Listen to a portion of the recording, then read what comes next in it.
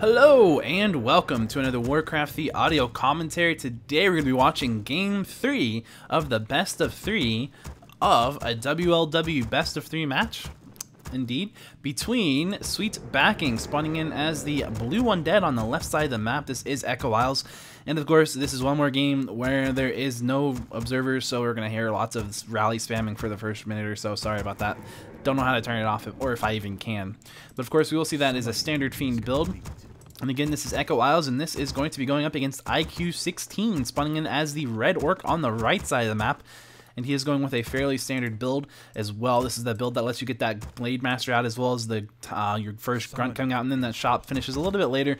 Generally, it gives you time to go ahead and creep it green. But on this map, it's not uncommon to see the Blade Master actually go ahead and go maybe for the Ogre Magi, or even come over here and try to be really aggressive and steal this Ogre Warrior and double troll camp from your opponent, because you can actually time it just fine to do that. We'll see if he does do that.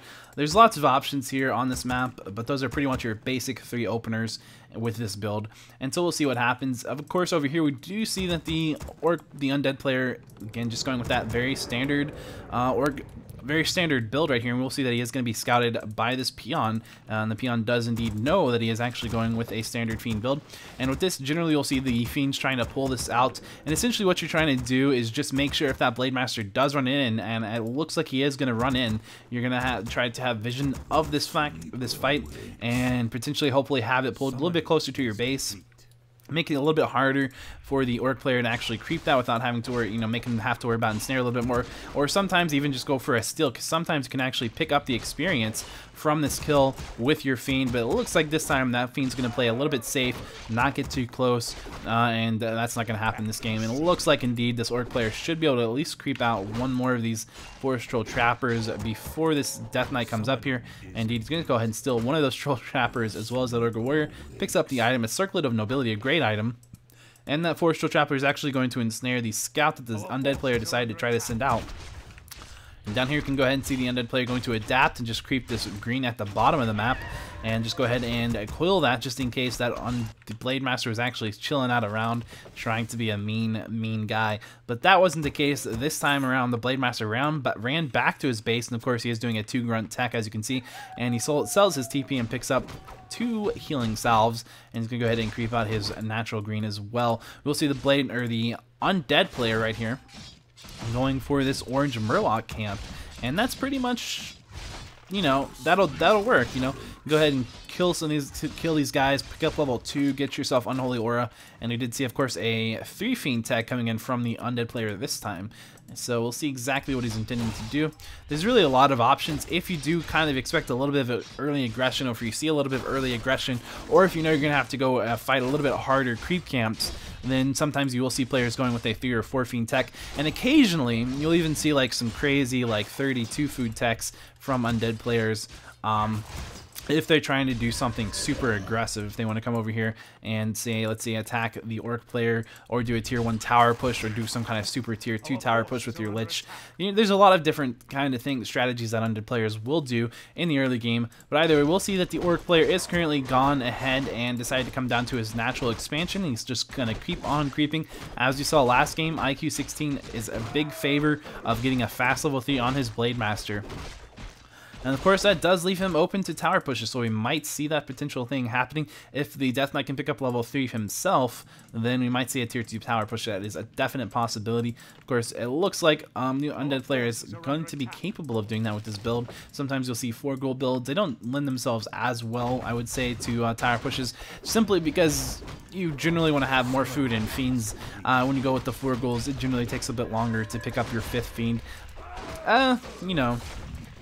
You can definitely still do your tower push there. Some players might even argue that it would be better to do tower pushes with 4 golds, because you have more wood and you don't have to worry about as much after the tower push has ended. If it fails, you don't have to worry about transitioning as much, because you generally bring 2 to 3 goals with you when you do your tower push. So there definitely are, as usual, there's pros and cons to everything. We're going to see that Blade Master, though, going to go ahead and kill a Fiend that was actually ensnared by this creep, which is quite unfortunate for the undead player. As you can see, he's going to be forced to run back into his base. There are a bunch of grunts now running down to the bottom side of the map right there. You can see that Blade Master just right-clicking on this Fiend. Will he go for the kill? He's going to go for the kill with the Windwalk, but no, it's going to get coiled, and he's going to be able to back off. We will see him using a Staff of Teleportation, perhaps to come down here to these grunts, maybe go ahead and try to pick up level 3 by creeping out the opponent or the undead player's natural gold mine. Indeed, that looks like what we're going to see right here. And is there a backpack on these grunts? No, there's not. So what he's going to have to do to get this item, he's going to have to either use these 2 salves or potentially something, just drop an item or kill something. We'll see what he does. As a Gloves of Haste, he's just going to go ahead and pop those 2 healing salves inefficiently. One on the grunt, that's fairly efficient, but one on the Blade Master wasn't really all that efficient. But he did want to go ahead and pick up that Gloves of Haste. So it happens to work out that way sometimes. We'll see level 3 has been picked up by the Death Knight. He did go ahead and kill that Forest Troll Trapper right there. And here comes that Lich, here comes the Burrow, and here comes his Slaughterhouse. Let's see if he's going to go for a tower push. That could be a happening.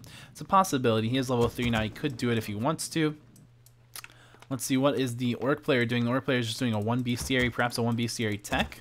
That's a possibility. We do see he's going to scout that this is the case. There's only 1 bestiary in this base, and versus this, it's not a bad idea to tower push, because if they try to attack, you know, especially versus this kind of a layout of your base, if you get a tower right here, it's going to be vital to hit a lot of places. You put one here, you can hit lots of stuff as well. And that burrow, those 2 burrows aren't really all that aggressive considering how much space you have to maneuver around here. So we'll see if that's going to happen or not. He is just kind of chilling out in his base currently and sending skeletons on the map. Just going to find out. Looks like he's going to go ahead and pick up a potion of mana as well as a potion of healing. So we might be seeing that. And there is the sacrificial skull. I do think we're going to be seeing a tower push coming in from this undead player. And will he bring an acolyte or will he just make one?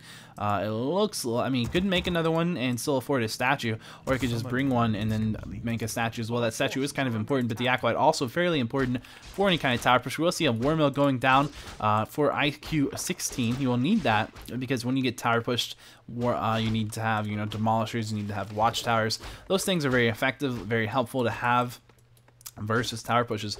So we'll see exactly what's going to happen. We can see that sacrificial pit has been used, or sacrificial skull has been used, giving a nice blight area and lots of good places to put some towers. So we'll see if this fight will go underway. Lich going to be the first target, immediately getting ensnared. Going to see a Hex on the Death Knight. Going to see that Lich going down right off the bat. Quite unfortunately, just barely going down, in fact, because that the coil was about to come out for him. We're going to see a Scroll of Beast being used now by the undead player. Very good in these kind of early game engagements. You can force a fight when you're about 25% more damage on your army. We'll see that Acolyte now coming in. Needs to get that Lich back out as soon as possible. I mean, we'll see another.